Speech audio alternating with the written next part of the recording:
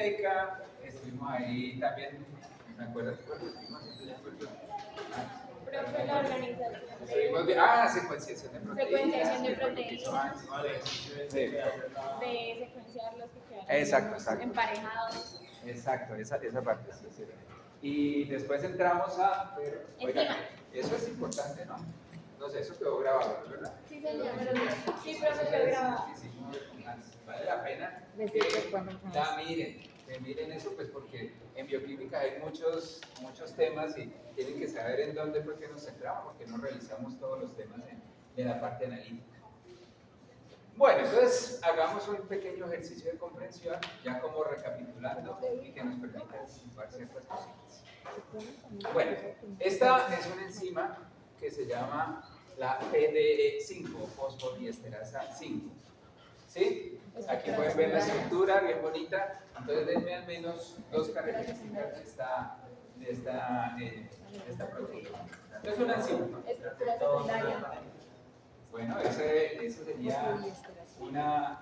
Y que en términos de los dos grandes tipos de proteínas, ¿cómo la clasificarías? Bueno, sí, esta es una... Exacto, en últimas eso era lo que quería. Esta es una proteína globular, ¿cierto? Claramente no es una proteína fibrosa, es una proteína globular y es una proteína que tiene alfa hélices. ¿Ven alguna beta por ahí? ¿Una hebra beta, una hoja beta por ahí? No, ¿cierto? Y pues vemos pues como enzima clásica disposición. ¿Recuerdan esta disposición de las alfa hélices? ¿Cómo se le llama a este tipo de alfa hélice? Que estuvimos viendo donde los residuos hidrofílicos están expuestos hacia afuera y los hidrofóbicos están expuestos hacia adentro. Ay, espera, ¿Cómo se llama esa? Se llama, espera. Las hélices Anfipáticas. anfipáticas, ¿no? Las hélices anfipáticas, recuerden que la hélice estamos dando un giro cada 3.6 aminoácidos, pues casi 4 aminoácidos, ¿cierto? O sea que claramente nos da la posibilidad de que un residuo quede hacia un lado y el otro hacia el otro lado de la circunferencia. Es que si uno ve el alfa hélice en última, sí es un cilindro, ¿no? Sí. Y entonces en el cilindro uno va poniendo, si uno viera el alfa hélice, lo viera así, ¿cierto? Lo viera así, vería básicamente todos los residuos proyectados hacia afuera y los que apuntan hacia la parte acuosa, pues serían los hidrofílicos y los que apuntan hacia el interior son los hidrofóbicos. Esto también se puede aplicar para las hebras beta, hojas beta, donde la parte hidrofílica proyecta hacia el agua, hacia el citoplasma y los residuos principalmente hidrofóbicos hacia adentro de la proteína. Entonces, pero como dijimos dos, pues Sebastián ya la tenía globular y con estructura secundaria preferiblemente, netamente alfa hélice, ¿no? Esta enzima es muy interesante. ¿La conocen? Ya la van a conocer. Mire, el mecanismo de acción de esta enzima es que la enzima toma el GMP cíclico, ¿sí? Si lo ven, ¿qué tipo de molécula es esta? ¿Ah? No, esta, mira, miren la vida. Miren esto, biología molecular. GMP, guanosín monofosfato. ¿Sí? Guanosín monofosfato, ¿qué? Es un nucleótido. Es un nucleótido modificado, es un nucleótido ciclizado. Es un nucleótido que se cicliza con el fosfato del carbono 5, ¿cierto? El fosfato está formando un enlace fosfodiéster y ahí sí es fosfodiéster. ¿Sí? Ahí sí es fosfodiéster. ¿Por qué es di? Di por dos. Aquí este fosfato, ¿cierto? Está enlazándose a este carbono y al OH de este carbono y al OH de este carbono. Eso es diesterasa. Recuerden que en la parte de lípidos ponían un enlace que era fosfoéster, lo ponían como fosfodiéster, ¿no? En ese caso era fosfoéster, en este caso sí es fosfodiéster y en este caso es fosfodiéster entre ella misma, yo con yo, ¿sí? Sí. Pero en el ADN es fosfodiéster entre un nucleótido y el otro, ¿no? Por eso son fosfodiéster.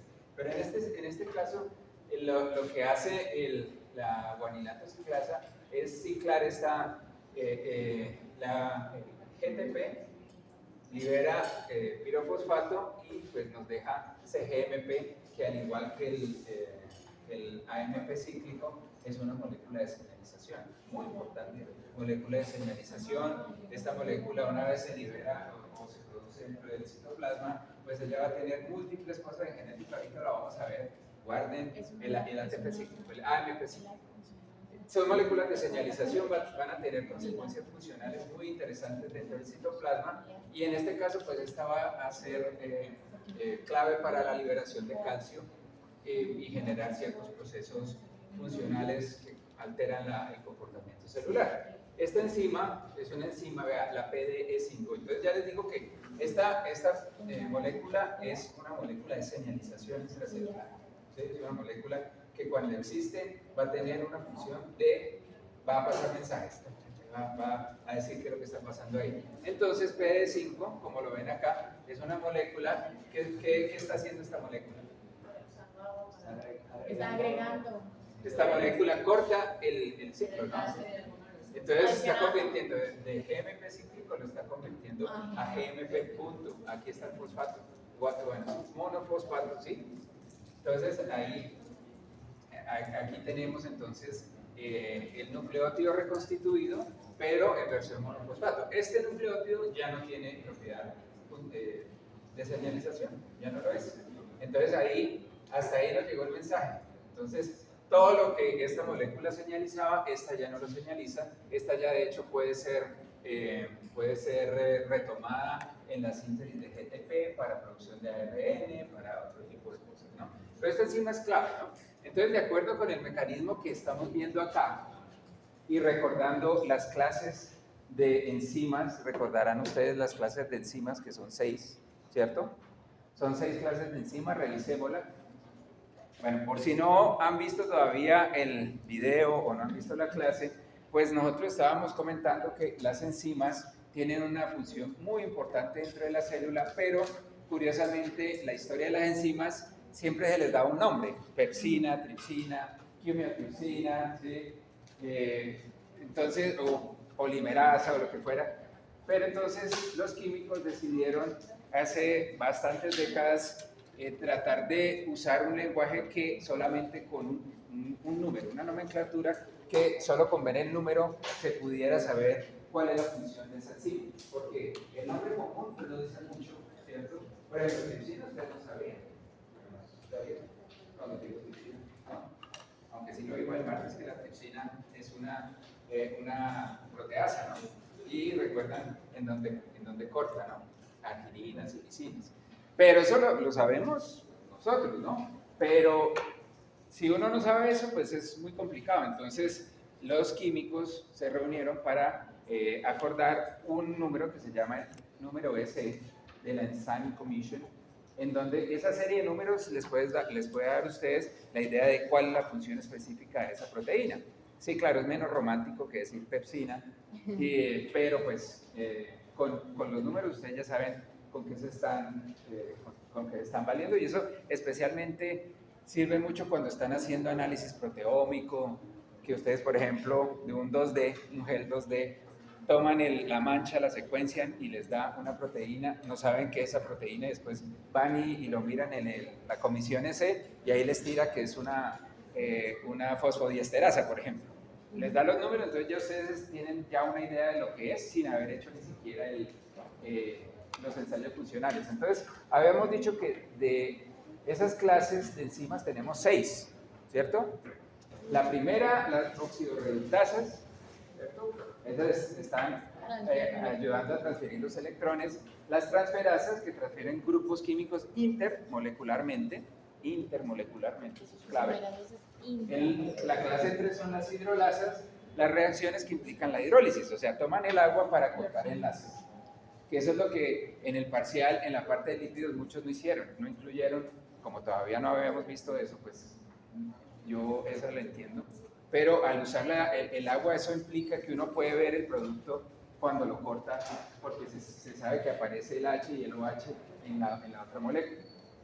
La otra son las liasas. Las liasas son las enzimas que cortan enlaces, dobles enlaces, por un mecanismo que no es un mecanismo que utilice el agua. ¿Sí? Estas dos son enzimas que están cortando o generando dobles enlaces.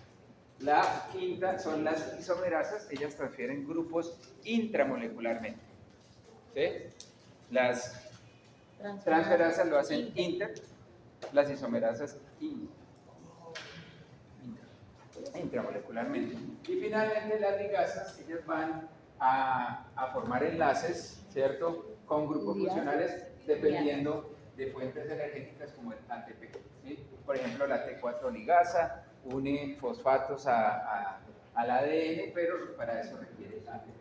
¿Listo? Entonces son esas 6. Mire que en últimas todo el proteoma está arreglado en 6 tipos de enzimas, una cosa también muy interesante, que también les tengo que decir, en términos de evolución es bien bonito, porque uno ve muchas veces que hay dominios funcionales que se conservan en toda una familia, ¿sí? Y esos dominios uno sabe, venga, este es el dominio hidrolasa de esta enzima, y eso es bastante conservado en la evolución. Entonces casi que la evolución lo que ha hecho es como tomar las versiones anteriores, modificarlas en su sistema biológico y mejorarlas para la siguiente generación. Es algo muy interesante. Solo 6. Entonces, con base en lo que les acabo de decir, y yo creo que especialmente los que estuvieron el martes sí que me podrían decir que ¿qué clase S sería PDE5? ¿Ah? Hidrolasa. ¿La 4? Hidrolasa porque está agregando agüita. Tiene que reemplazar. ¿La hidrolasa? Sí. ¿Todos se hidrolasan?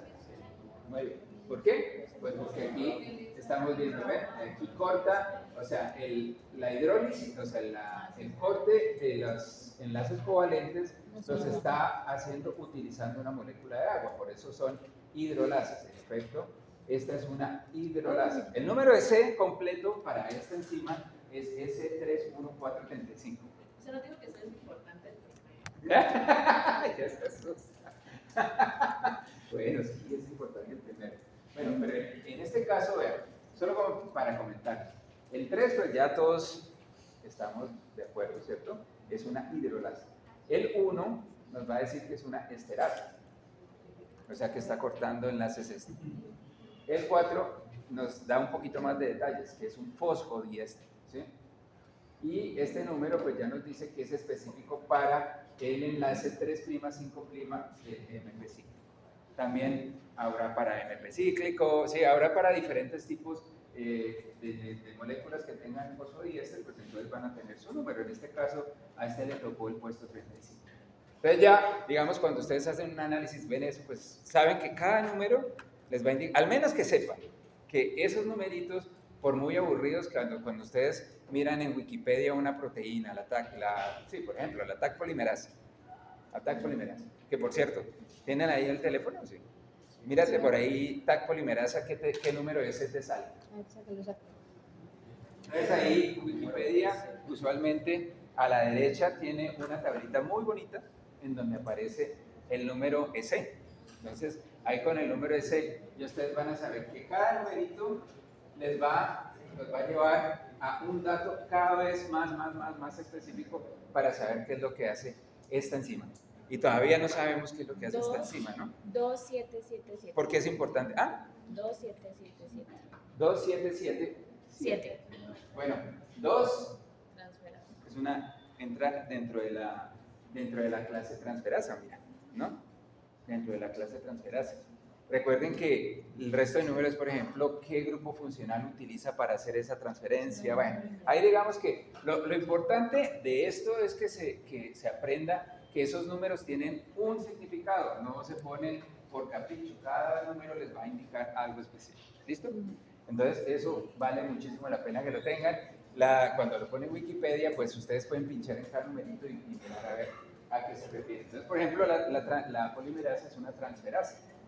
Pero imagínense, también hay una ligasa. La ligasa no es una transferasa, es de otra familia porque requiere ATP. Entonces, mire, esta enzima que yo la tengo y todavía estoy como llevándolos al punto a ver si por ahí ya en algún momento les suena, ¿cierto? Esta enzima, pues es una enzima muy importante. porque se ha encontrado que si se llega a inhibir, cuando se llega a inhibir esta célula, pues resulta que relaja el músculo liso. Esta es una enzima que especialmente en sus albores, la empresa que buscó inhibidores de la enzima, lo que quería era buscar esos inhibidores porque estaban muy interesados en tener aliviar los síntomas que producía la hipertensión arterial pulmonar. ¿Sí? Esa hipertensión arterial pulmonar, ya en ese momento, pues, en el pulmón la sangre transita con mucha dificultad, los vasos sanguíneos están son muy estrechos, no permiten el flujo normal sanguíneo, el corazón le toca bombear duro, y eso pues claramente genera enfermedades que en muchos casos pueden generar anginas que son muy dolorosas. Entonces, esta compañía se puso a buscar inhibidores de esta enzima y encontró dentro de esos inhibidores este que vemos acá, este inhibidor, que para la familia, ¿no? Pirazolo, pirimidin, etoil, metil, piperacin, sulfonil, metilpropil. Escucha, ese es el nombre de este inhibidor. Entonces, este es un inhibidor de esta enzima. Al decir que inhibe esta enzima, quiere decir que no está, o sea, si nosotros inhibimos esta enzima, pues no se está degradando o no se está cortando el GMP cíclico a GMP, ¿cierto? Entonces se queda ahí. Entonces su función, cuando ocurre eso, pues entonces le permite a los vasos sanguíneos relajarse y permite un flujo sanguíneo muchísimo más expedito. Entonces le permite a la sangre fluir sin tanto problema, pues porque los vasos ya no están, ¿cómo se llama? Cerrados, ¿no? Le permite entonces relajarse, el vaso sanguíneo se expande y la sangre puede transitar libremente. Entonces este es uno de esos casos en la historia de la ciencia, en la historia de la farmacia, en la historia de todo, en la historia de la serendipia, en donde la búsqueda de un medicamento para una condición médica importante llevó a encontrar lo que puede ser uno de los fármacos más exitosos que estén en este momento en el mercado. Aquí el efecto secundario fue lo que gustó y lo que verdaderamente hizo que este medicamento funcionara y fuera tan popular. Porque todo este nombre de esta molécula, ya vamos a ver cuál es el nombre, pero antes de eso les quiero decir, este es un inhibidor de la enzima. Y yo no sé si ustedes pueden ver por qué es un inhibidor de la enzima. ¿Qué lo puede hacer inhibir? Bueno, es un inhibidor que se llama un inhibidor competitivo. Recuerda que las enzimas tienen sitios activos, ¿no? Los sitios activos son los sitios que unen el sustrato. Entonces, uno de los principales mecanismos es, ante todo, reconocer el sustrato para después hacer la catálisis, para hacer la reacción. ¿Por qué creen que esta molécula, así como la ven, puede ser un inhibidor de PDE5? PDE5, A ver qué le ven a esa molécula ahí más o menos. Como dirían en inglés, resembling. Se parece bastante, ¿no? Miren, se parece bastante. Y tiene algo más que justamente es lo que inhibe la enzima, ¿cierto? Entonces, si ven que esta molécula tiene mucha semejanza con el GMP cíclico. Entonces, como muy probablemente todo lo que hace la enzima es reconocerlo con cierta afinidad, al reconocerlo, pues entonces le impide al GMP cíclico acceder al sitio activo y ahí es donde viene la competencia. Entonces, ese es básicamente el mecanismo de los inhibidores competitivos, se parecen muchísimo. Esto, por si no lo han visto, voltéenlo, ¿no? Esta es la base nitrogenada, pero pónganla de este lado y se van a dar cuenta que es bastante parecida, solo que hay un grupo metilo ahí adicional. Y es un inhibidor competitivo. Ahora sí vamos a ver cuál es el nombre de esta molécula, a ver si ya vamos llegando. Ay, pero no lo... ¿Ya vamos llegando? ¿Sí la reconocen? No. ¿O todavía no? No, profe, esa cosa de... Bueno, entonces, de la hipertensión arterial al Viagra. Este es el célebre Viagra. El Viagra La he escuchado. es esta pastica. Ahora, ¿lo conoces? No, La foto. Ay, no, lo van a conocer. Profe, eso es el meme. Profe, todavía no lo necesitas. ¡Ay, profe, lo de la Porque película, güey! porque se conoce como Viagra y no como Cintenado. Sí, porque se conoce así. No, Sí. o sea, todavía dije el célebre Viagra y no le sonó. ¿Cómo es? Esta, no se dieron la película. El Viagra de- es quizás una de las pastas más exitosas en el mercado porque ayuda con el ¿sí? El Viagra funciona pues porque, como les digo, este medicamento que estaba diseñado a buscar un remedio contra la hipertensión arterial pulmonar, pues en el grupo de pacientes a los que les daban este medicamento todos terminaban con una linda y hermosa erección. Entonces decían, vea pues, ¿será que eso tiene algo que ver con el proceso justamente de la erección? O sea, incluso sin quererlo, terminaban con una erección. Peor dicho, Es como con el minoxidil que tenía una finalidad parecida para la hipertensión, pero se acabó siendo para aumentar el crecimiento del problema. a ver, yo tengo que declarar que esto sí que funciona para la hipertensión, pero pues el efecto secundario es eso. Pues ahora lo que se vende es cambien el título y véndalo más bien para la parte de disfunción eréctil. Entonces por eso, pues si no lo habían entendido el muñequito, ¿cierto? En este caso, ¿cierto? En este caso, esta es la fisiología de la erección, perdonen ahí lo sencillo, pero entonces en este caso, vean, en las células del endotelio vascular, ¿cierto? En el pene, pues estas células tienen una enzima que se llama guaninato ciclasa, que es la que cicla GMP cíclico. Este GMP cíclico, él va a trabajar, pues, ¿para qué? Para constreñir los vasos, pero aquí la cuestión es que esta enzima, el sildenafil, la va a inhibir, ¿cierto? Entonces la enzima va a relajar. Esta enzima lo que va es a prevenir que el GMP cíclico desaparezca de la célula y se convierta en GMP, ¿cierto? Y entonces la célula va a aumentar sus niveles de GMP cíclico, ¿cierto? Que va a promover el relajamiento del músculo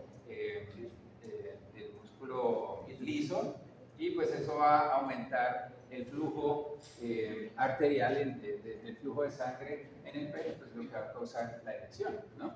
Pero entonces, este es un caso muy interesante para estudiar enzimas, de cómo una enzima que estuvo diseñada para una condición médica, la están utilizando ahora para otra condición que en ciertos casos puede ser médica, pero claramente le ha arreglado la vida a más de uno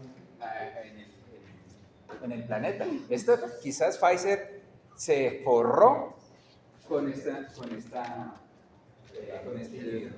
Este es quizás uno de los productos más famosos que hay en el momento, y claro, han aparecido variantes que incluso se venden por acá en tiendas naturistas y todo eso para promover la erección. Incluso hay plantas, derivados de plantas que también tienen su efecto sobre PDE5, ¿no? Pero bueno, era como para comentar. Entonces hicimos así la bioquímica de la erección. Ahí básicamente. Entonces, esto es el Viagra. Me extraña que no supieran. Pero bueno, probablemente ya en unos años lo van a hacer. ¿Listo? Bueno, digo, o sea, no necesariamente.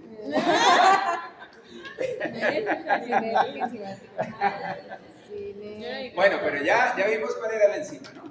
Y ya vimos términos interesantes, ¿cierto? Bueno, ya vimos cuál es su estructura, una estructura globular de alfa-6 principalmente, ya vimos que tiene enzimas hepáticas, que es una hidrolasa, ¿qué más vimos? Es una hidrolasa, bueno, y el resto de cosas que vimos ahí en la tabla. Vimos que tiene un inhibidor competitivo, ¿cierto? Y bueno, ya vimos sus efectos funcionales. Entonces, de ahí a allá, pues entonces ya vamos a retomar esto al final de la clase, ojalá nos dé el tiempo. Claramente creo que no vamos a poder hacer el juego hoy. Vamos a hablar de la cinética enzimática, ¿no? El día del paciente. Lo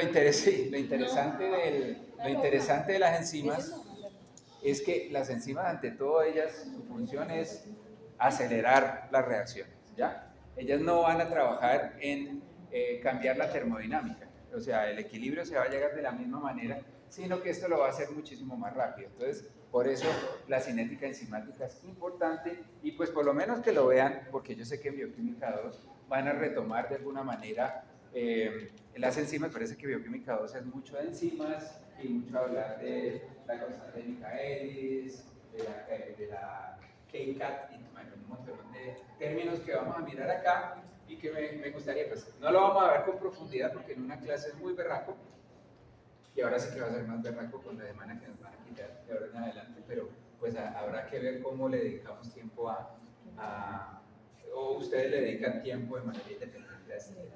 ¿Cuál semana nos va a Entonces, quitar? recuerden que en el caso de las enzimas, ya esto es recordar, ¿no? El caso de las enzimas es trabajar a nivel de la energía de activación, ¿no? Si nosotros vamos a ir de un punto A, donde tenemos un nivel energético alto con respecto al punto B, pues sería muy fácil llevarlo, si fuera esto plano, se podría mandar la piedra, pero en las reacciones enzimáticas, y esto es una analogía que se hace, se tiene que llegar a algo que se llama energía de activación, que usualmente es más alta que la energía de los productos para poder llegar a este punto. Entonces, en este caso, la energía de activación que necesita para llevar esta piedra a la punta de esta montaña es altísima, ¿no? Es una energía de activación alta, pero en este caso, la energía que ustedes requieren para pasar la piedra por la montaña es mucho más baja. Pues esa es la analogía para las enzimas, ¿no? Entonces, en el caso de las reacciones, ustedes saben que en las reacciones eso lo vieron en química y creo que algunos sí que lo pudieron ver en termodinámica, o no sé si de cualquier manera. Este valor es un valor muy importante, ¿no? Porque este valor y estas gráficas en donde se grafica la energía libre en función del progreso, o el progreso de la reacción y la energía libre, pues podemos ver dos gráficas que son interesantes. Una gráfica en donde los sustratos tienen un valor energético mucho más alto que los productos, ¿cierto? Y en este caso al revés, ¿no? Entonces, para ir de los sustratos a los productos, en este caso, liberaría energía y en este caso requeriría el consumo de energía. Esto es una reacción de tipo exergónica y esta es una reacción de tipo endergónica, ¿no? Necesitamos energía para poder, ¿cierto? No solo pasar la energía de activación, sino remontar esta distancia. Entonces, por eso esta es endergónica y esta es exergónica. Y aquí el valor que nos interesa es la energía de activación, esa energía para que pueda ocurrir la reacción. Entonces, las enzimas van a disminuir, así como vimos en la montañita, van a disminuir esta energía de activación. Entonces aquí vamos a tener los sustratos, van a agregar esta parte que vemos en la gráfica. La energía libre es, como pueden ver, aquí no va a estar modificada. El trabajo de la enzima va a estar en este punto, en la energía de activación, ¿cierto? Este punto aquí es el punto que se llama el estado de transición, como recordarán.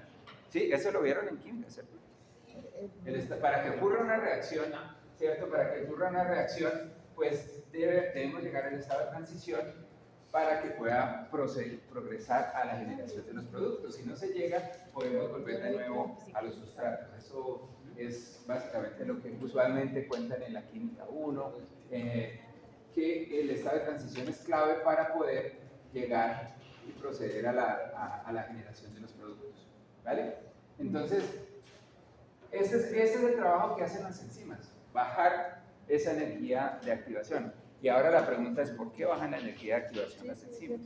Ustedes saben que en la teoría de la reacción química, para que ocurra una reacción química, ¿qué tiene que haber? Una reacción, pues. Sí, deben estar obviamente los sustratos. Para que esas dos moléculas puedan reaccionar, ¿qué necesitan? Sitio activo.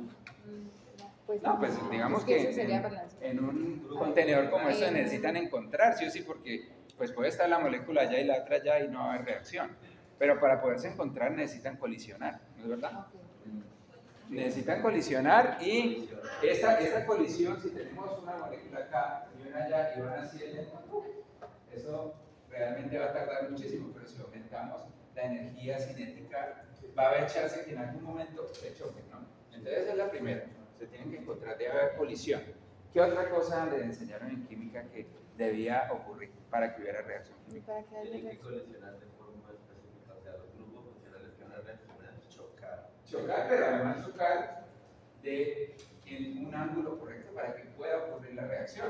Más o menos, ¿alguien ha jugado billar? Tampoco es. Sí, claro. Bueno. Entonces, no es lo mismo pegarle con dureza a la bola y de madre esa le sale hasta la otra mesa. Le puede pegar duro, pero con el ángulo apropiado para que saque el resto de bolas y las pueda meter en las bochas y en las esquinas. Pero es un ángulo, tiene que tener un ángulo correcto. Entonces, colisionar y necesita por eso tener el ángulo, ¿cierto? Entonces, si la colisión ocurre, pero no ocurre en el ángulo correcto, pues eso es básicamente otra vez tira para acá, porque no ocurre la reacción.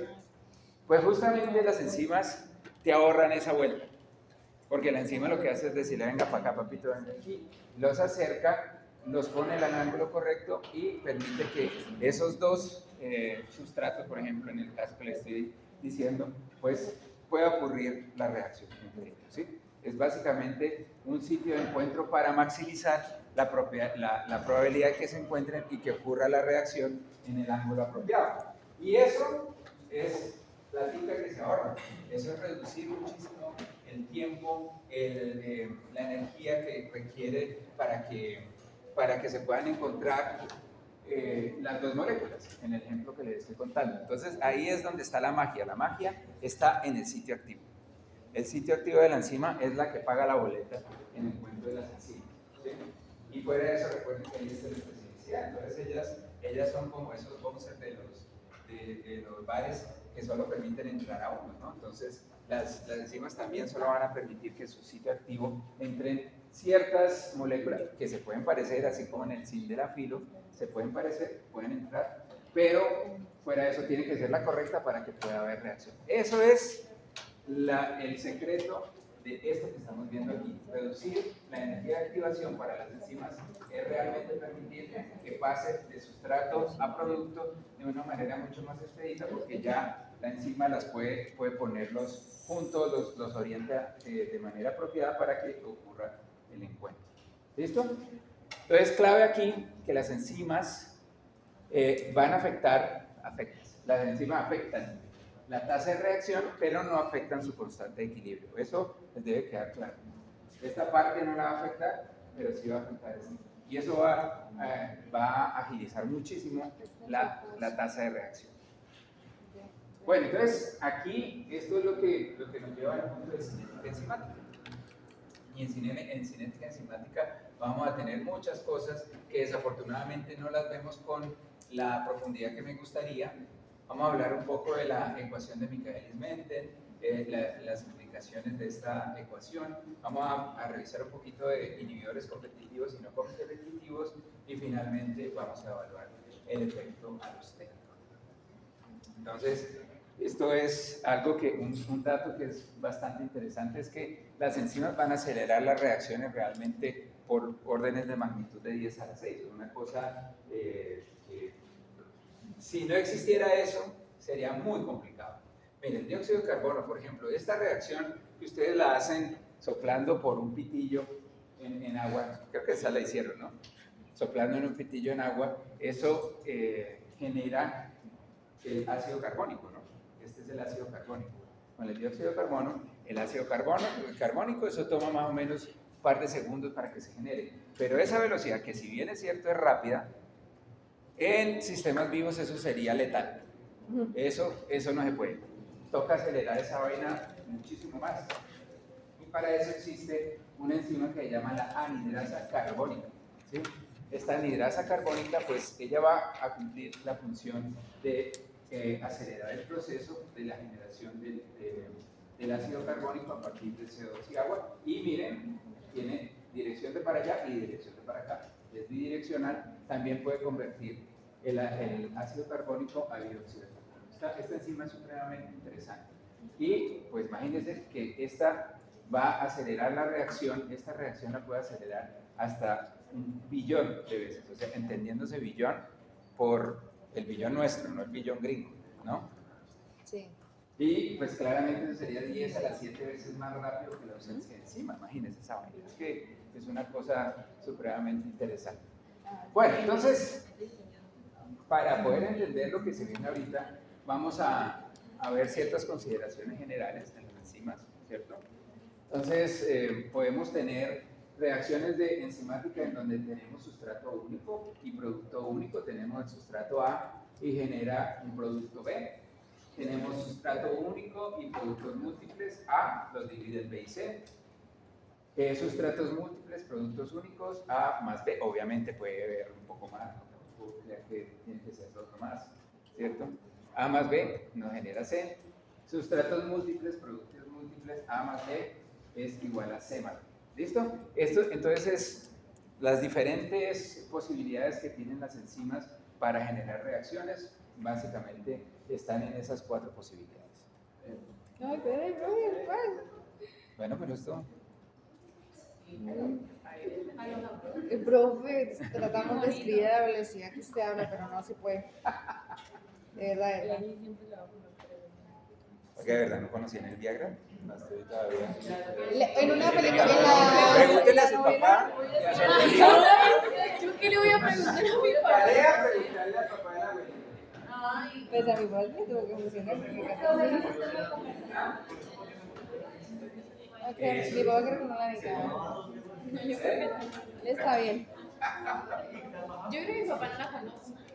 Ahí sí se le pone hasta el corazón, mejor dicho. Yo creo que mi papá no conoce el Viagra. Mi papá Bueno. no sabía. Entonces, como para que hagamos un ejercicio ahí mental, nos vamos a imaginar esta situación. Entonces, esto es un lenguaje muy común cuando se habla de enzimas, ¿no? Entonces ya la enzima le pone E, al sustrato se le pone S y listo. De ahí para allá viene la descripción de todo. Entonces, partimos de nuestras condiciones iniciales, tenemos la enzima libre, el sustrato libre, más S, que forman el complejo enzima-sustrato, ¿cierto? Y el complejo enzima-sustrato se va a llamar ES. Ese complejo enzima-sustrato, recuerdan entonces, ahí cuando se unen ellos, ¿cierto? Va a llegar ese momento de la magia que en ese momento se orientan en la posición adecuada y llegan al estado de transición. El orgasmo molecular, si quieren decir, y ahí ¡pum!, se convierten en enzima producto, todavía unido a la enzima. Y cuando eso ocurre, ya la enzima puede liberar el producto y lo último es ¿Esa es la más B. transición? Entonces, esas son, digamos que las 4 fases principales de lo que ocurre en una enzima. ¿Ya? Y les digo que esto fue bonito porque cuando esta gente, cuando digo esta gente, los químicos y los bioquímicos intentaron entender la enzima, sí les implicó hacer ciertas simplificaciones. Y con eso, con todo y todo, lograron entender cómo funcionan las enzimas. Entonces, lo primero fue cómo poner esto de la reacción, ponerla de esa manera. Pero la S es sustrato. Sustrato. Y la P es producto. Entonces, por ejemplo, aquí tenemos una enzima, ¿cierto? Que va a tener este tipo de reacción, ¿no? A más B va a generar a C más D, ¿cierto? Entonces, aquí en condiciones iniciales, enzima más sustrato, pues enzima más sustrato, enzima libre de los sustratos. En el complejo ES, pues entonces ya la enzima unió los 2 sustratos en el sitio activo, ¿no? Este sitio activo va a tener va a tener los puntos de interacción con cada uno de manera independiente. Sí, yo creo que estará... Esto ocurre cuando se está calentando. Bueno, entonces, ahora viene, si ven lo que pasa acá, ¿no? Entonces los une y ahora recuerda que las enzimas, y estuvimos viendo eso, recuerde alguien que estuvimos hablando del modelo de ajuste inducido. Después es complejo E. ¿Se acuerdan? Sí. El modelo de ajuste inducido, Sí, que era el que ¿cómo se teníamos creía? dos modelos, el de llave cerradura, que ya se sabe que eso no es así, El y que tenía el ajuste inducido, pues Que se básicamente ajusta. lo que nos dice el modelo de ajuste inducido es que las enzimas son móviles. Ellas, cuando interactúan con el sustrato, ellas se pueden mover, ¿cierto? Ellas tienen la capacidad de cambiar su conformación. Eso es lo que se llama. Una vez interactúan, pues entonces pueden cambiar su conformación, ¿no? Nosotros estamos, cuando leemos los libros de bioquímica y todo, uno ve la vaina ahí como una figura egipcia. Pero no, claramente estos bichos sí que se están moviendo. O sea, uno tiene que interpretar que las enzimas son supremamente quisquillas, le hacen cosquillitas, se mueven por todo lado. Ellas tienen esa capacidad de cambiar conformacionalmente y eso es muy bueno porque mire lo que pasa. Cuando interactúa, pues entonces cambia la conformación y aquí nos acercan los sustratos en la orientación apropiada y se le pone el asterisco en ese punto, pues porque ahí estamos llegando a ese estado de transición, ¿no? En ese estado de transición va a cambiar de S a P, ¿sí? Entonces ahí ya ocurrió la reacción. Recuerden que si no ocurre la reacción se puede ir para atrás, ¿no? Esto, si no llega a ese punto de transición, esto se puede disociar y puede volver a ocurrir, ¿no? Puede volver a ocurrir. En este caso, ya llegó a su estado de transición, ya la reacción ocurre, empieza a ocurrir, y cuando ocurre, ya entonces se convierte de S a EP. En este caso, la colombina se la pasó a B. Y ya como le pasó la colombina, pues ya no es A, es otra cosa que ya no tiene la colombina, y B que no la tenía, ahora la tiene, pues ahora en este ejemplo pues se convierte en D. Siguen ahí unidas, ¿no? Entonces sigue siendo el complejo. Y finalmente se libera más P. Entonces eso es básicamente, esas simplificaciones les parecerán muy tontitas, pero pues esas simplificaciones fueron muy importantes para poder entender cómo funciona. Porque realmente muchas veces, ¿para qué se complica uno la vida? Trata uno de generar una simplificación y mirar si le funciona, y si le funciona la historia, pues entonces puede predecir cómo funciona una enzima. Entonces esto es lo que estaría, ¿no? Esto es el resumen de lo que ya representado en la gráfica, pues los S estarían como los reactantes, los sustratos. Cuando lo une va subiendo la montañita ES con asterisco de estado de transición, y ahí ya se forman los productos EP y listo, ya los puede liberar. Bueno, entonces aquí es donde empieza la historia interesante para poder empezar a estudiar. Bueno, esto que les digo fue literalmente como lo hicieron para empezar a entender, tratar de entender cómo funciona el asunto de la catálisis enzimática. Y algo muy interesante es estudiar obviamente la velocidad de las reacciones enzimáticas, ¿no? Entonces aquí nosotros tenemos, aquí va a haber varias gráficas, no se me vayan a perder con eso. Esta gráfica quizás es una gráfica muy básica, pero pues al menos es como para que lo entendamos. En esta gráfica se está graficando en el eje de las X el tiempo, ¿cierto? En las ordenadas se va a graficar el producto, ¿cierto? Entonces aquí vemos la velocidad de la reacción en presencia de la enzima y sin enzima, ¿no? En presencia de la enzima y sin la enzima. Mire esto. Sin la enzima, realmente esa reacción va ocurriendo, porque en el caso, por ejemplo, que estábamos viendo, puede ser una reacción que ocurre en un sistema exergónico, ¿cierto? Que puede ocurrir sin problema. En este caso, la enzima está acelerando dramáticamente la generación de producto. Aquí nosotros vemos, básicamente, estamos viendo la cantidad de producto que se va generando a través del tiempo, y vemos viendo que la enzima realmente ayuda a aumentar la velocidad de la generación de producto, pero si pueden ver aquí, hay un punto de inflexión en donde la enzima ya no puede generar más de ese producto. Entonces, básicamente cuando graficaban esto, ellos querían entender por qué estaba ocurriendo todo esto. Entonces esto nos lleva al punto de entender la relación enzima-sustrato. Para esto vale la pena que veamos algo importante, ¿no? Entonces, usualmente en una reacción de estas, nosotros tenemos mucho más sustrato que enzima cuando se hace in vitro, ¿no? Cuando lo hacemos ponemos una enzima, la glucosa oxidasa, por ejemplo, y glucosa, pues vamos a tener, de la enzima vamos a tener mucho menos enzima que glucosa, ¿no? Entonces tenemos varias situaciones. Tenemos una situación en donde tenemos poco sustrato y una situación en la que tenemos mucho sustrato. Esto que se ve aquí, este es el sitio activo y el sitio activo está uniendo el sustrato. Entonces, como pueden ver, cuando hay poco sustrato, pues hay poco sitio activo ocupado por la enzima. A medida que vamos aumentando el sustrato, vamos llenando esos sitios activos hasta cuando tenemos una cantidad abundante de sustrato que satura todos los sitios activos, incluso queda más sustrato por ahí disponible para seguir usando. Esta situación es una situación de saturación de enzima. ¿Listo?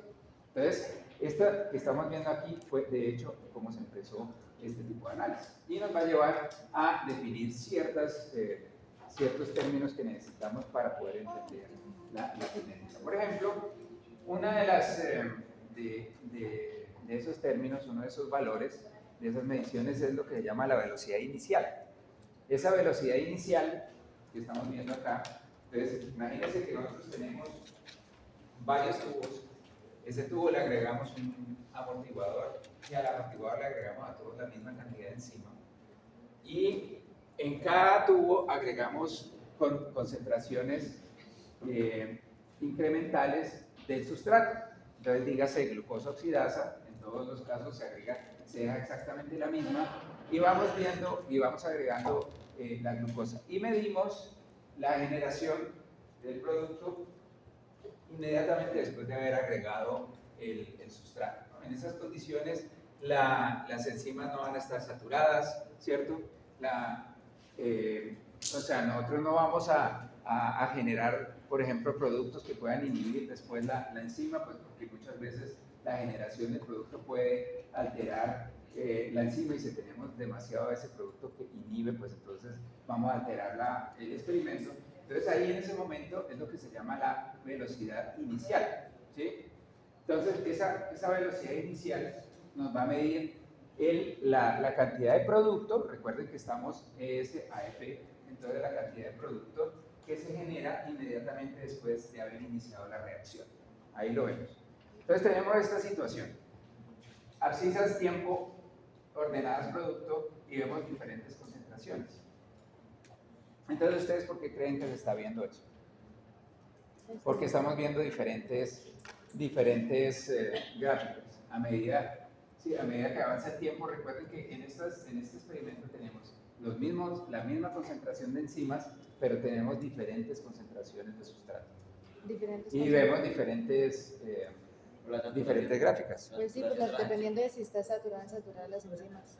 Exactamente. Y pues si no tiene mucho sustrato, ¿qué va a hacer la enzima? No vas acá a inventarse el sustrato. Entonces ahí va una de las primeras observaciones, es que lo que estamos viendo aquí es que vamos a tener, o sea, aquí si nosotros vamos a medir la velocidad, pues ¿qué diríamos aquí? La velocidad es la cantidad de producto generado en función del tiempo, ¿cierto?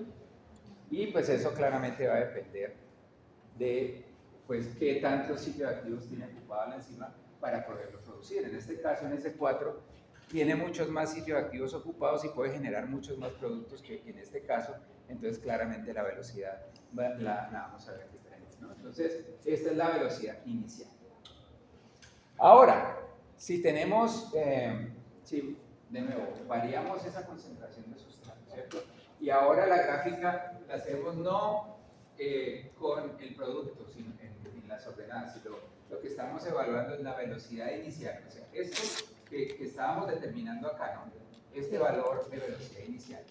Eso es ahora el que vamos a estar graficando en las ordenadas y aquí la concentración del producto. Entonces, nótese que esta va a ser la figura que vamos a obtener. Ya ahora sí, aquí vamos a tener todas estas concentraciones que veíamos acá, ahora van a estar graficadas acá. Ya como estamos evaluando producto en función del tiempo, esto pasa al eje de las Y y en el eje de las X lo vamos a ver en función de la concentración. Entonces aquí, cada una de esas grafiquitas va a representar un punto acá. Y la relación entre el producto y el tiempo es lo que va a darnos la velocidad inicial de la reacción. Entonces, ¿qué observan ahí? Entonces, concentración del sustrato. A medida que aumenta la concentración del sustrato, pues aumenta la velocidad. Aumenta, pero forever. No, va a haber una llega un punto meseta, donde un límite. ¿Cómo se llama? ¿Recuerdan de matemáticas cómo se llama este tipo de gráfica? Es una parábola, pero no. Es una parábola, es Pero un comportamiento semiparábola. asintótico, ¿no? Entonces va a llegar a eso que le llaman el plató. O sea, ya a medida, entonces aquí va aumentando la reacción de manera lineal, ¿cierto? Esta es una reacción de primer orden. Pero de repente se empieza a llegar a una reacción de orden cero, ¿cierto?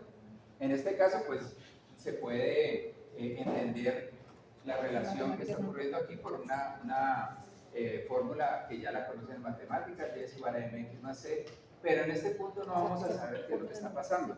Quiere decir que a medida que aumentamos la concentración, nosotros no vamos a aumentar la generación del producto, ¿cierto? Ahí ¿quién puede decirnos qué es lo que está pasando ahí?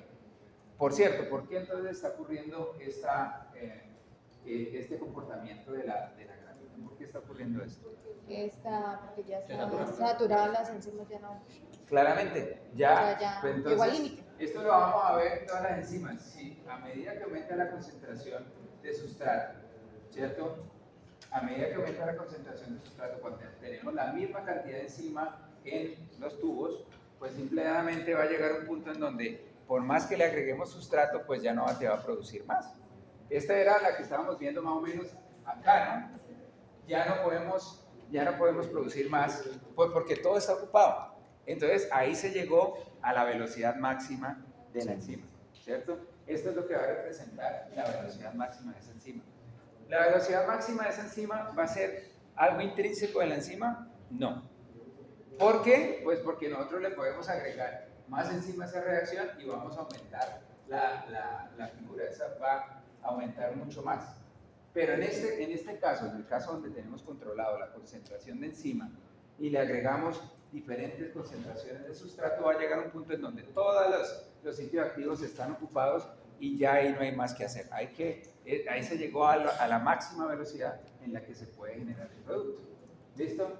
Entonces ahí la cuestión es, esto lo podemos definitivamente modelar con esta gráfica, pero aquí cómo se modela el comportamiento de la enzima a este punto, pues porque este punto es clave porque nos va a llegar a poder determinar variables como la velocidad máxima. Y ahí es donde viene este par, Maud Menten y Leonor Michaelis. Ellos hicieron estas simplificaciones que estamos hablando. Ellos fueron los que pensaron cómo evaluar la manera, ese comportamiento de las enzimas para poder generar un modelo que pudiera entender su funcionamiento. Y lo hicieron en este artículo, y Kinetic Invertir, básicamente trabajaron con una enzima que está encargada de romper la sacarosa. La sacarosa, recuerden que es un disacárido y la invertina, ¿cierto? O sacarasa, pues es la que rompe en el enlace diglicosídico entre la glucosa y la fructosa, ¿cierto? Entonces es una enzima que es fácil de investigar, es fácil de producir y también es muy fácil de evaluar los productos de la enzima. Entonces es la cinética de la acción de la invertasa, por las moscas, ¿no? Si alguien quiere leer el artículo, está en Biochemistry Sites, 1913, esos dos, Leonor Michaelis y Maud Menten. Él alemán, ella canadiense. Y ahí viene el punto, que esto es una simplificación, ¿no? Pero una simplificación que da una fórmula que fue fantástica y normalmente en el pasado nosotros hacíamos la deducción de la ecuación de Michaelis-Menten con todos esos elementos que les mostré, pero claramente no lo vamos a hacer, no nos alcanza el tiempo porque eso es prácticamente una clase. Y es esta la ecuación de Michaelis-Menten. Esta ecuación les va a determinar entonces, ¿qué es lo que nos va a decir esta ecuación? Perdóname, Micael. Entonces nos va a determinar que B0, que es la velocidad inicial, nos va a decir que es igual a la velocidad máxima por el cociente entre la concentración del sustrato más sobre la concentración del sustrato más la KM. Esa es la famosa ecuación de Michaelis. KM, que es una. Exactamente. Una ¿Qué constante. carajo es la KM? Y ahí vamos viendo cómo es la cuestión. Dígame que sí. Entonces ya, de toda esta vaina que de pronto lo han visto como muy rugoso, bueno, atención, que tampoco es que hayamos visto cosas muy complicadas. Vemos entonces que la magia de las enzimas está en reducir la energía de activación, que la interacción con el sustrato es clave pues, para la generación del estado de transición, ¿cierto? Que a medida que aumentamos la concentración del sustrato se saturan los sitios activos y vamos a llegar a un punto en donde no va a poder aumentar su velocidad porque ya tiene todos los sitios ocupados, entonces esa es la velocidad máxima, pero la velocidad máxima no es un término intrínseco en el sí. Eso es hasta acá lo que quiero que lleven. De las simplificaciones estas que veníamos haciendo y saltándonos la deducción, si alguien lo quiere mirar, hay muchos videos en internet, si les interesa, pero pues la verdad, lo importante es saber ya con esta formulita, nosotros tenemos un término que nos falta determinar y es muy importante, que es la KM. Bueno, te voy diciendo, KM es la constante de Michaelis. KM es eso, la M es porque la constante de Michaelis, ¿sí? Que se expresa en unidades de concentración y ya la vamos a ver. Pues ya vamos a ver por qué es importante todo este cuento. Entonces, recuerden que en últimas nosotros lo que queremos es evaluar cuál va a ser la velocidad a una concentración de sustrato para esa enzima en particular. Ya vimos que en la fase lineal es muy fácil, pero en la fase de orden cero ya es mucho más complicada y esta ecuación pues, nos ayuda a entender la velocidad a los diferentes puntos que estamos evaluando. Esta ecuación de Michaelis, y vamos a definir entonces qué es el KM, es muy interesante pues porque como el KM es una unidad de concentración, pues entonces nosotros podemos hacer otro análisis interesante, es ver esto, que si la KM es igual a la concentración del sustrato, ¿sí? Del sustrato determinado, entonces reemplazando KM por la concentración del sustrato, vemos que la velocidad inicial es igual a la velocidad máxima sobre 2. Eso quiere decir que V0 va a ser Vmax sobre 2, quiere decir que la Km va a representar la mitad de la velocidad máxima en esta ecuación. Entonces se va a definir así. La Km es la concentración del sustrato necesaria para alcanzar la mitad de su velocidad máxima. Esa va a ser la KM. Y esa KM la vamos a ver en muchos puntos cuando estamos describiendo enzimas y ya van a ver un ejemplo muy concreto, va a ser muy interesante y quizás aplique a algunos de ustedes. Entonces, cuando hablamos de KM, estamos hablando de una medida de concentración, ¿sí? Y va a representar esa concentración del sustrato, ojo, definiciones, concentración del sustrato, ¿sí? Necesaria para alcanzar la mitad de la velocidad máxima en la enzima. ¿Sí? Esa va a ser la constante de Michaelis. Y así la podemos, experimentalmente nosotros la podemos determinar mediando los diferentes puntos y encontrando cuál es la mitad, ¿cierto? En esta gráfica para poderla definir.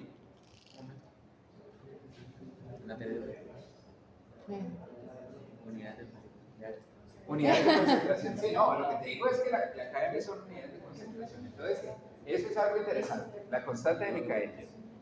La constante de Michaelis, a su vez, y ojo con esto, nos va a dar también una medida de la afinidad de la enzima por el sustrato. Y esto va a ser chévere ahorita que veamos los inhibidores. Entonces, si tenemos una KM baja, un valor de KM bajo, quiere decir que la enzima tiene alta afinidad. ¿Sí? Y por el contrario, si la KM es alta, quiere decir que la enzima tiene una baja afinidad por ese sustrato, y eso es algo que también les llamo la atención, que es algo muy importante. Es algo muy importante en esto que estamos viendo de las enzimas. Las enzimas se unen al sustrato, pero las enzimas pueden variar la manera como se unen a ese sustrato para poder generar la reacción. Entonces, si se unen con altísima afinidad, se necesita poca concentración de sustrato para que ocurra la reacción, pero si es tan baja la afinidad, ustedes necesitan subir la concentración para que se genere el producto, ¿no? Y mire que aquí tenemos un ejemplo muy interesante, que es el de la sensibilidad al alcohol. Eso ocurre mucho en la gente, no en los chinos, en los asiáticos. Entonces, cuando nosotros tomamos alcohol, una birronguis, un aguardientoski, un bolegancho, lo que sea, este alcohol entra a nuestro organismo y es metabolizado por una enzima que se llama la alcohol deshidrogenasa. ¿Y qué hace pues la alcohol deshidrogenasa? Ella va a convertir el alcohol en acetaldehído. Y ese acetaldehído es bastante tóxico en nuestro organismo y necesita ser procesado por la aldehído deshidrogenasa a acetato.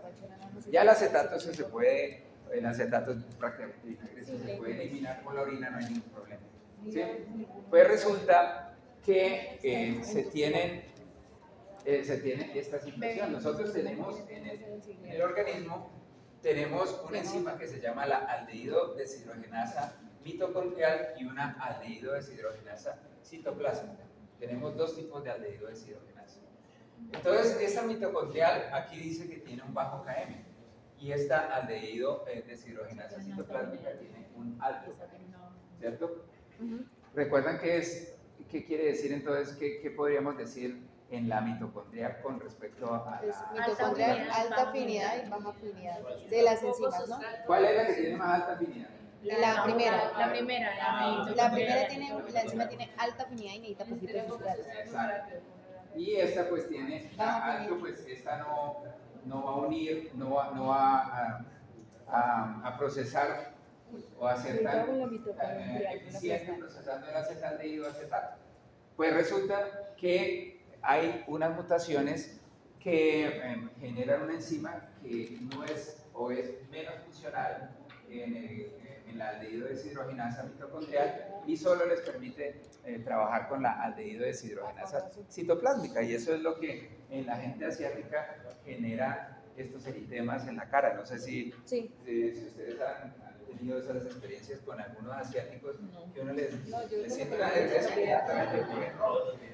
inmediatamente ponen rojos, porque ellos no... Pues mi mamá no es asiática, pero mi mamá le pasa eso. También, no, que nosotros tenemos sangre asiática, eso sí no te... Nosotros Pero tenemos sangre de ya todos tienen la lados. explicación. Entonces la que le funciona, la enzima funcional en esa gente es la citoplásmica, pero la mitocondrial tiene una mutación que... Esos cambios se ponen loquísimas. Se pone así, Bueno, esto claramente es una mutación.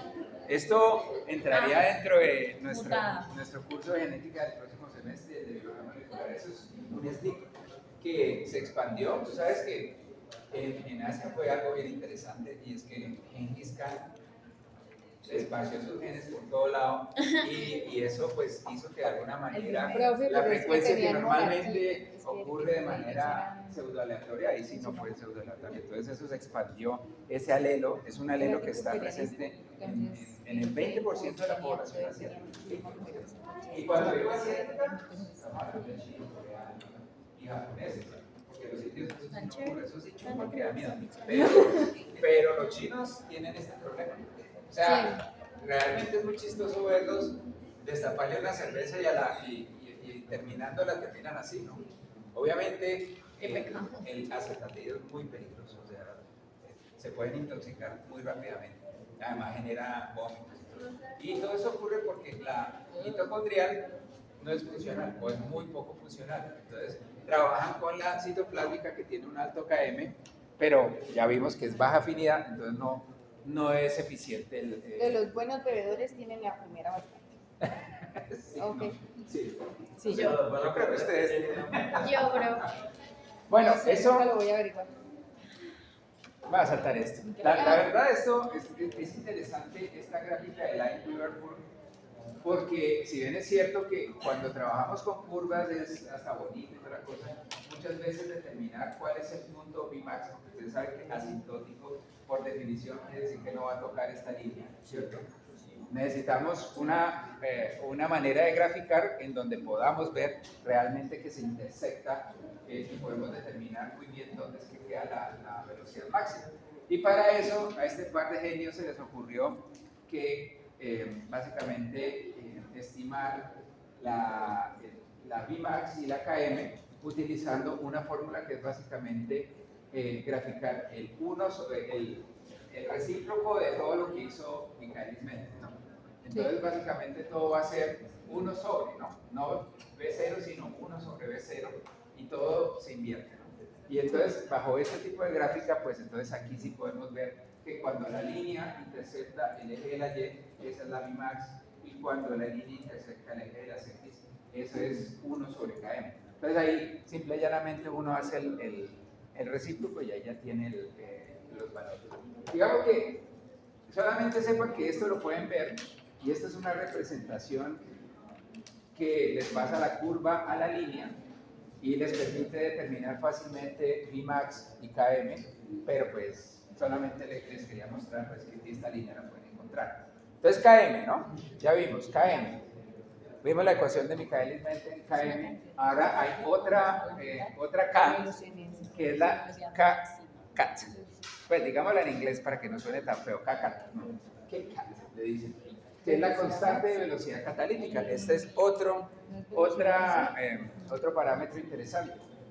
¿Qué nos va a decir la K-Cat? Número de moléculas de sustrato convertido en producto por segundo por cada enzima en saturación. Ese es un valor interesante. Sí, porque evalúa qué tan capaz es la enzima. Claramente, exactamente. O sea, ahí ya tenemos todas las enzimas. Ahora sí nos está diciendo es qué tanto está produciendo esta enzima. ¿Cuánto es su máxima capacidad de producción? ¿Cierto? Esa es K-Cat. Y pues teniendo esta K-Cat. Entonces, recuerda nuestra simplificación, ¿no? Entonces esta K-Cat representa este valor. Entonces, recuerden que de nuestra enzima sustrato pasa a E más P, ¿no? Entonces, esta constante va a ser la constante que nos va a interesar para definir K-Cat. Y recordando ¿Cuál constante? esta, ¿Esta? la K2. Ok, K2.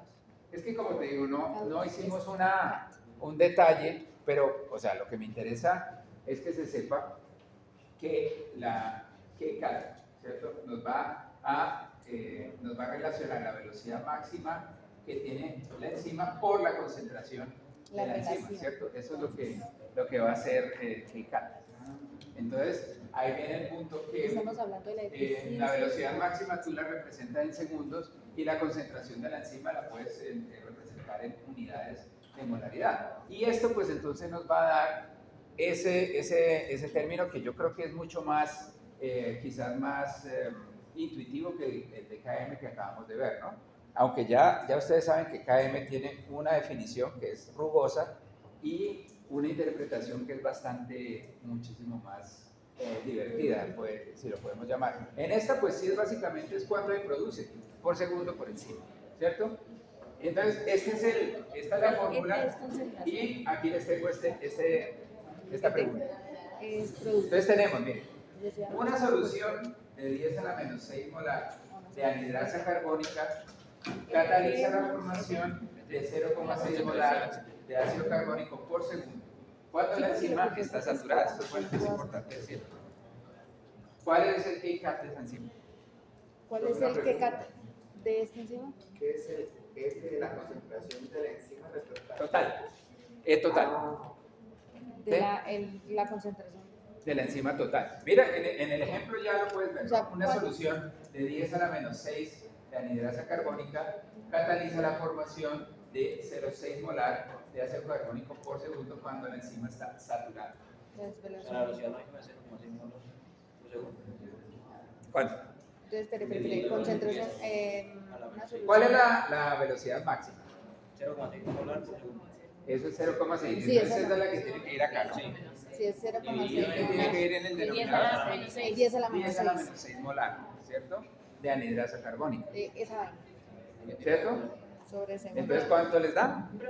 Profe, esperen, ¿qué tú dices? Exacto. 10 a la menos 6. Entonces recuerden Menos 1, menos 6, menos 5. que ya cuando estamos hablando que la enzima ya llegó a saturación, ahí ya estamos en velocidad máxima, ¿no? Sí, ahí ya es. Entonces ahí ya ese valor del numerador ya está listo, ya está definido.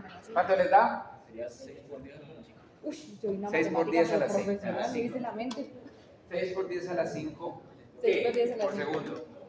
Jefes, mírenlo, lo hice. ¿Pero qué de qué? 6 por 10 a la 5. ¿cierto? De ácido carbónico. De ácido, exactamente, 6 por Pero 10. dice molar por segundo de ácido carbónico. Molar por segundo, porque es un electrolito. Moléculas de Moléculas. sulfuro convertidas en producto. Ajá.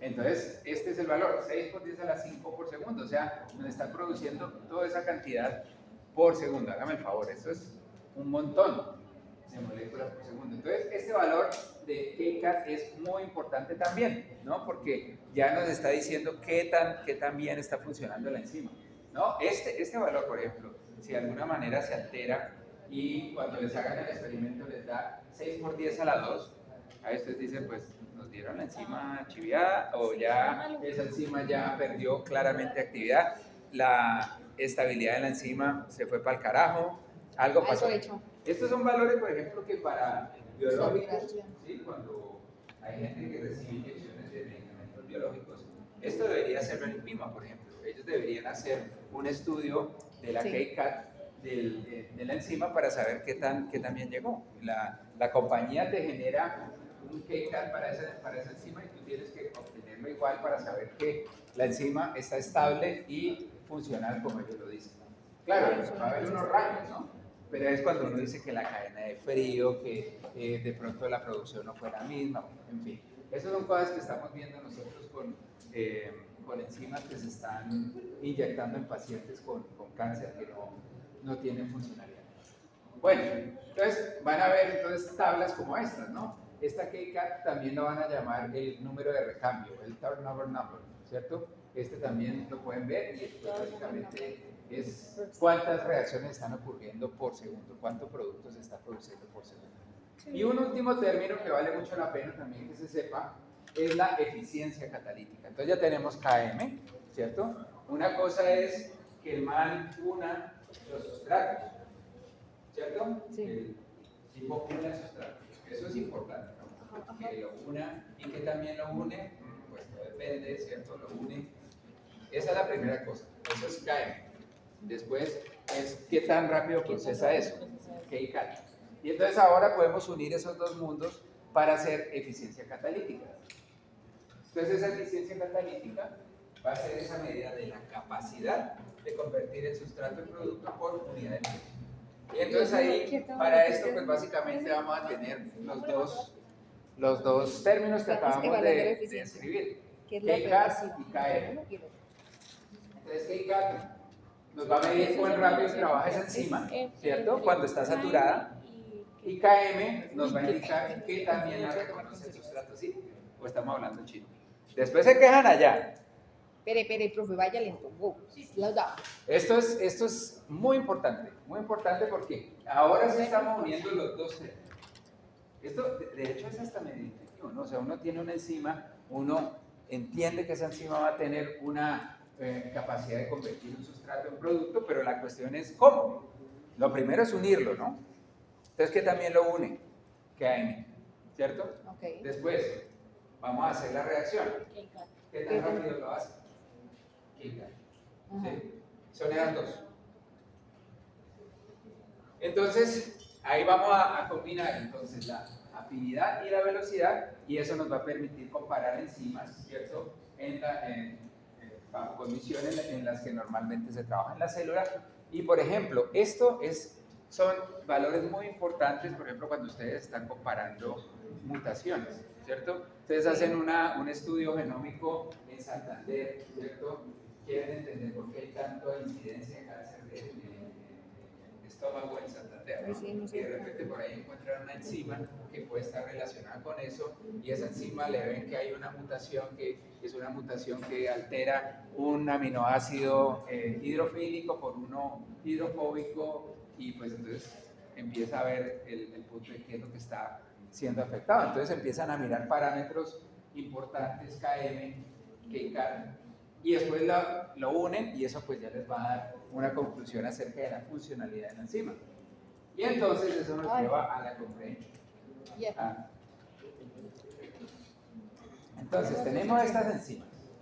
Enzima A, ¿cierto? KM 0,1 molar, milimolar, KCAT 5, Sí.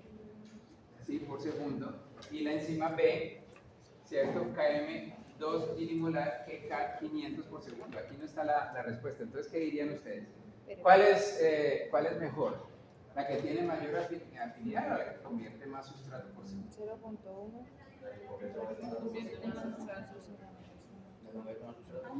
¿Qué usarían ustedes para resolver esta pregunta? La eficiencia. La eficiencia, profe. Profe, la eficiencia. Que la que convierte más sustrato por segundo. Es 5 dividido entre 0.1. 0.1. Bueno, A ver. pues ya tenemos los valores, ¿no? Así, abuelo el pájaro, uno dice, atención, la A, en términos del KM, es 0,1 milimolar, comparado con la B, ¿quién tiene más afinidad? Más afilada. Más afinidad Más afinidad. tiene la primera. Recuerden Más que afinidad. a menor KM, Más afinidad. mayor afinidad. ¿Sí? Mayor afinidad. Pero produce nada más. Ahora, una vez la agarra, solamente te produce 5 moléculas de producto. O sea, puede empezar con poquito, pero ojo que el tiempo vale, ¿no? El tiempo vale. Ahí realmente hay que estimar si de pronto hasta con el tiempo puede ser que ambas puedan medir lo mismo, ¿no? En este caso, 2 milimolar, quiere decir que le tenemos que dar muchísimo sustrato, ¿cierto? ¿Cierto? Para tener esa... Recuerden entonces qué es lo KM. KM es la afinidad.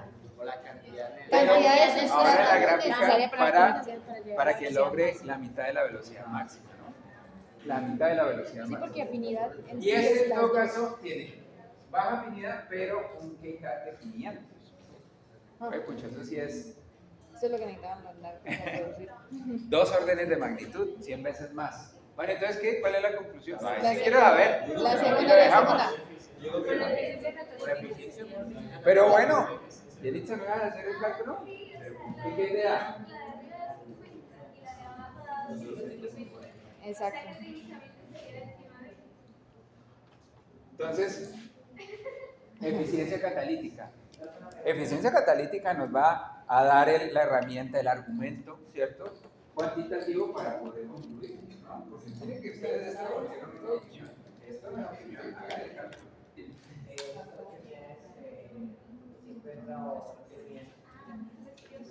Pues haz el cálculo, Ya. el... Ya. Cacates. Elimina lo que tienes que eliminar y me dices. Mide cuánto. Porque recuerda que aquí estamos manejando un término que utiliza segundos, aquí en KM es un término de concentración, ¿no? Dime.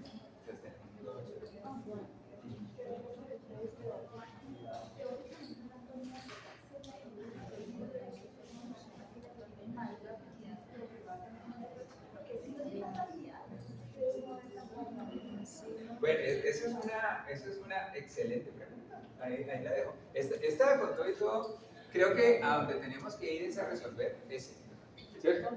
La eficiencia catalítica. Pues ya les digo que la eficiencia catalítica nos va a dar la capacidad para convertir sustrato en producto. Pero eso va a ser la suma de las dos. ¿Qué tan bien me une el sustrato y qué tan bien lo proceso?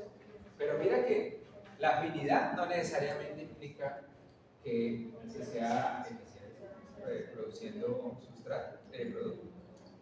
En cambio, la otra que une con baja afinidad es buena haciendo la reacción.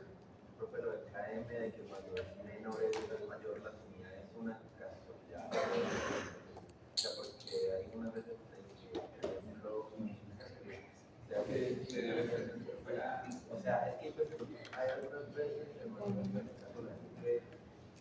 cuando, por ejemplo, la KM da la cantidad que la pero No, en este caso no. y siempre es así. Sí, eso siempre es así. No, esto siempre es así. Sí, esto sí es algo que ya está haciendo. La KM baja siempre va a ser alta. Pero entonces, 50, entonces de acuerdo a tus cálculos, 50, la eficiencia catalítica de este 50 y la de esta de 250. ¿Cuál es mejor? Profe, pues 250 esta. Entonces esta definitivamente tiene una eficiencia catalítica que digamos cuántas veces más que la otra. Profe. Claro, Profe, pero ¿cierto? Tiene 5 veces más eficiente, que tampoco es, pero es más eficiente. Entonces el argumento para poder responder esto, ¿cuál es mejor? Hay que meterle el cálculo. Este es mejor. Sí. Si uno lo mirara, mira cómo se convirtió la mesa de debate aquí. Mira que la gente dijo, no, pues vamos a llegar por la afinidad, claro. Pero ojo que eso no necesariamente, porque uno puede ser muy bueno atrapando, pero comiendo no tan bueno. Entiéndase como se entiende. ¿Sí? O sea, ahí tiene el punto de que afinidad no es lo mismo que reacción. Ya les digo que los sitios activos pueden ser sitios que son muy afines, pero quizás el catalítico no necesariamente sea el afín, ¿no? Entonces ahí viene el punto que en esas regiones que están uniendo al sustrato, que es el sitio activo, pues ustedes van a tener el sitio activo dividido entre la región que une al sustrato y el sitio catalítico. Ese es el que hace la mano. ¿Listo? Entonces, ya dijimos, ¿no? Concluimos.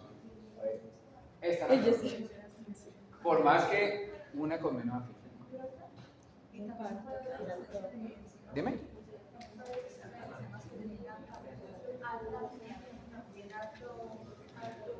Claro, sí. No quiere decir que si tiene alta afinidad de plano ya va a tener bajo Quincas, no. Puede tener ambas. Eso es súper. Por ejemplo, esa es una buena pregunta. Puede haber enzimas, sí, porque da la impresión de que, bueno, o lo uno o lo otro, no. Hay enzimas que tienen altísima afinidad y tienen altísima Quincas. Y esas, ahí cuáles son. a ver. Y de hecho, una mala noticia. Sí, eso le iba a decir, siempre son las malas las que son así de buenas. O sea, las que mejor tienen rendimiento todos son las malas del paseo, sí. Las beta-lactamasas. Ay, mire, nuestro olor de cabeza. Esas son las profes. ¿Sí? Súper buenas. Muy buenas. Por eso es que se pasa. Recuerden que con eso quiere decir que con poquito hacen mucho, ¿no? Las beta-lactamasas, tan de malas, ¿no? Eso explica demasiado nuestro curso. Eso explica demasiado. Bueno, y terminemos la clase hablando entonces ahora de los inhibidores, ¿cierto? Las enzimas, pues obviamente, bueno, ya vieron que estudiar enzimas es algo bien chévere. Los bioquímicos le gastan mucho tiempo a estudiar enzimas, ante todo, porque muchos de los productos farmacéuticos son inhibidores de enzimas. Por ejemplo, para las beta-lactamasas, pues tienen compuestos como el ácido clavulánico que las inhibe, ¿no?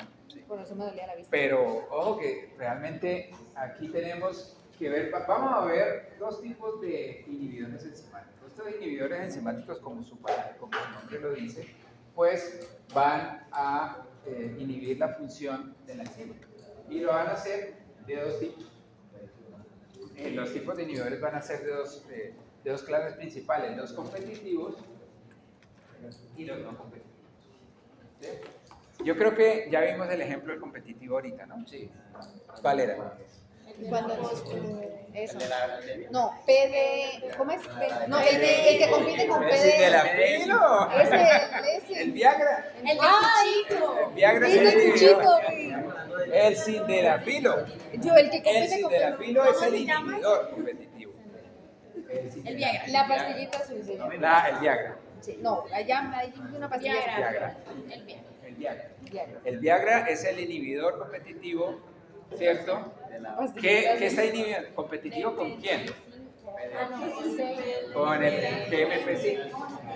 Ambos están ahí listos pero entonces en el caso del inhibidor competitivo, pues vamos a mirar entonces cuál es la lógica de que lo llamamos competitivo y no competitivo. Entonces claramente en el competitivo, creo que se muestra muy intuitivamente aquí en la gráfica, el inhibidor competitivo va a competir por unirse al sitio activo, ¿cierto? Ese va a ser básicamente el asunto del inhibidor competitivo. Entonces, tenemos el sustrato normal, él interactúa ahí con su enzima en su sitio activo, ¿sí?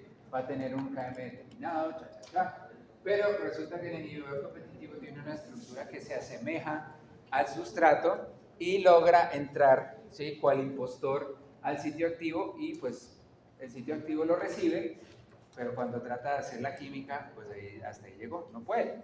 Entonces no lo puede procesar, entonces el otro se queda afuera como esperando a que le toque su turno para poder entrar aquí y pueda hacer la reacción. Entonces estos inhibidores competitivos van a competir por el sitio activo, y uno sí que puede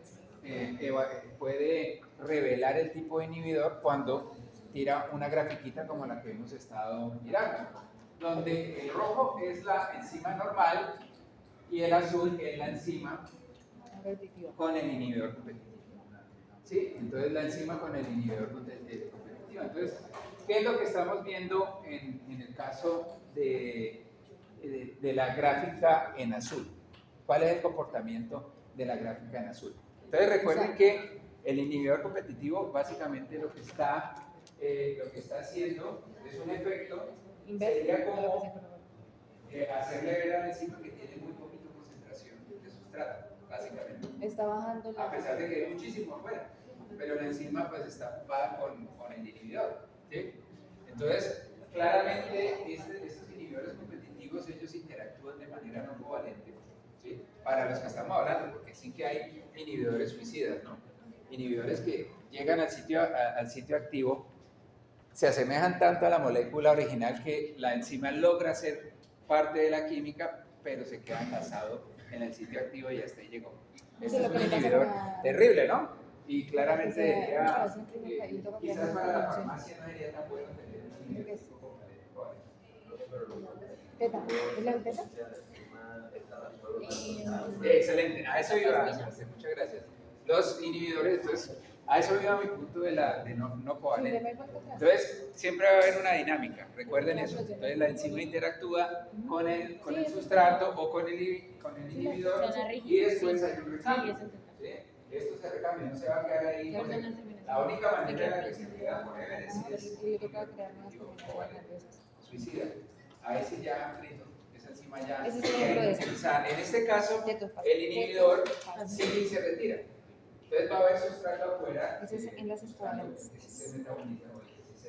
Y la otra es el correcto de la enzima, está ocupándose ahí el inhibidor competitivo. Eso reduce muchísimo el trabajo de la enzima, porque toca entonces llenar, o sea, van a tener que tener muchísimo sustrato afuera para poder competir al inhibidor competitivo, básicamente. Pero sí es cierto, eso no es covalente, esto tiene que estar en una dinámica constante, ¿no? Pero ahí viene el punto de por qué estamos viendo producto acá, ¿no? Porque recuerda que aquí estamos viendo producto que está representado como la velocidad, ¿cierto? O sea, la cantidad de producto por unidad de tiempo, ¿cierto? Entonces, claramente estamos viendo producto en el azul, pero le está tomando mucho tiempo. Le está tomando muchísimo más, ¿cierto? Muchísimo más tiempo, ¿cierto? Se ralentiza muchísimo para llegar a Vmax para este man. Es por eso por lo que les digo que la enzima está en ese momento en una situación como si tuviera la presencia del inhibidor competitivo, como si tuviera muy poca concentración de sustrato.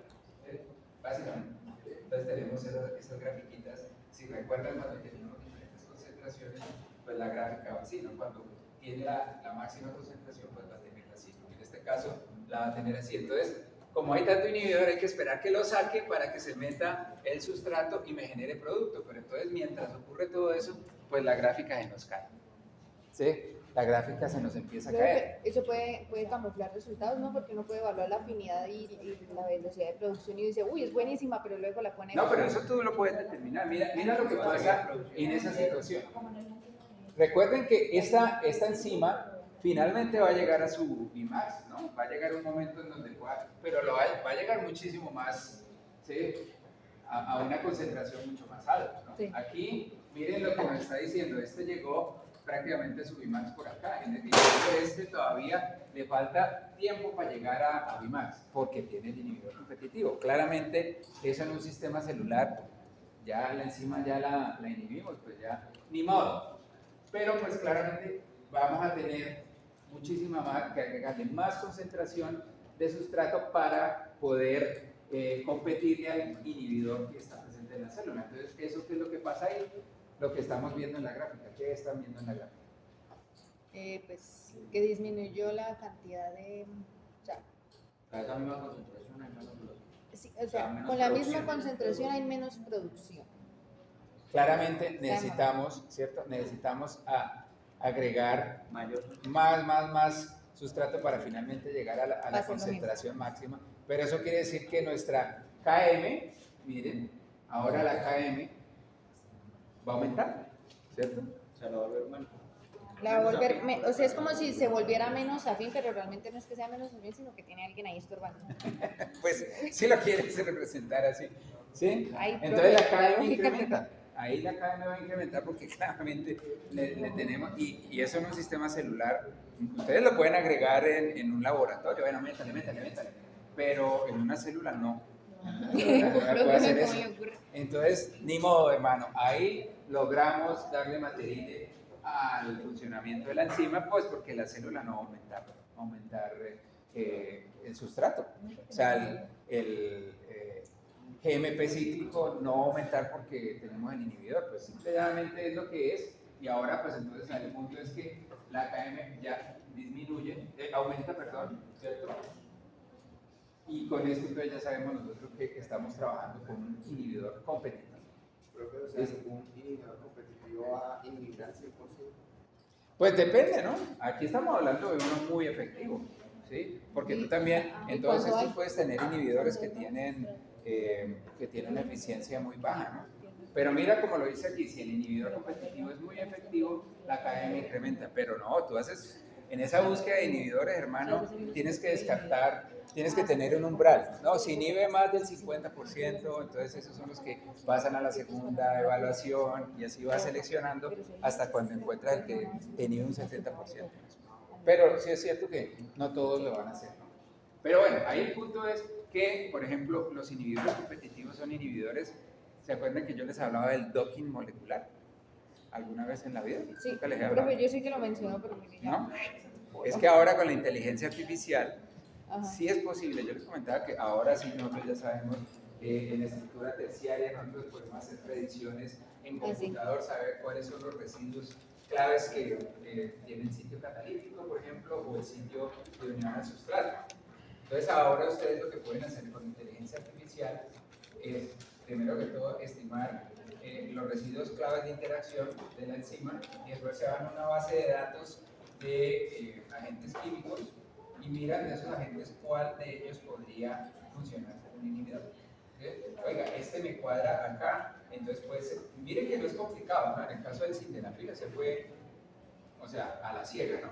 Pero cuando uno se da cuenta de la estructura del sildenafil, sí que tiene la apariencia de la guanina, ¿no? Entonces, claramente ahí se puede hacer una preselección de cuáles pueden ser todos esos agentes químicos que podemos sacar. De 5 millones de agentes químicos, hago una preselección de 1000. Y de esos 1000, entonces les empiezo a hacer por computador la probabilidad de interacción con todos los residuos claves de la enzima, y hasta cuando llegamos a 10. Y ya con eso sí es fácil hacerlo en un laboratorio. O sea, muy probablemente ustedes en pocos años podrán ser capaces de hacer este tipo de análisis. Miren que eso es algo chévere, ¿no? Es algo, por ejemplo, que ya se ha implementado en inhibidores, por ejemplo, para enzimas claves de replicación del HIV, por ejemplo, en enzimas claves para el COP2 también, SARS-CoV-2. Esos son cosas chéveres. Claramente, después de haber encontrado el agente químico, pues hay que hacer todos los estudios de citotoxicidad, bueno, esa vaina, pero la primera parte, que es encontrar el candidato, eso es tiempo. Eso podría representar décadas en el pasado y ahorita se puede reducir a incluso meses. Bueno, como no vimos Landweaver, pues no les voy a mostrar eso. Ahora, el inhibidor no competitivo, y esto es importante que lo tengamos presente porque un mecanismo de regulación enzimática fisiológico es mediante inhibidores no competitivos. No piensen que todos los inhibidores son agentes químicos que nosotros buscamos para interferir el PDI, que a todos nos... No, eso no lo hacemos, no.